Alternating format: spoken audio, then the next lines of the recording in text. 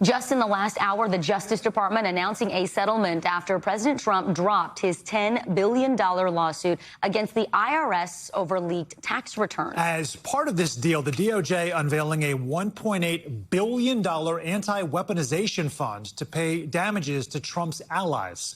NBC News White House correspondent Monica Alba is joining us now with more on this. So I realize this is just coming to light at this moment, Monica. The president moving to drop his case against the IRS. Remind us where that comes from, the origin of this. And hours before the settlement was announced, what else is in the deal?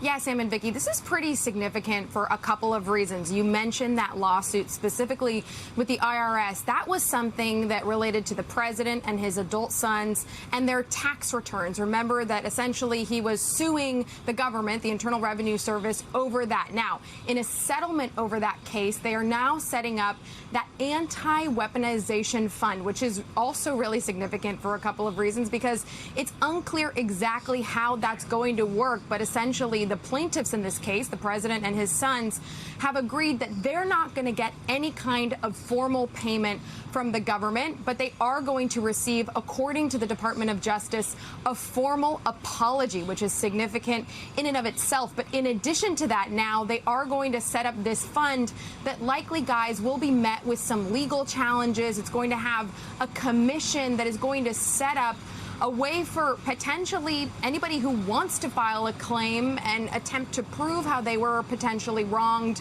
by the U.S. government to see if they can seek monetary compensation. But we are just getting some of these details in and learning more about it. But again, I think important to point out the context that this is something that could face a challenge before it becomes a reality. Yeah, well, if it does become a reality, and I know it's early stages, Monica, but has the DOJ said anything else about who would be eligible for money from this fund?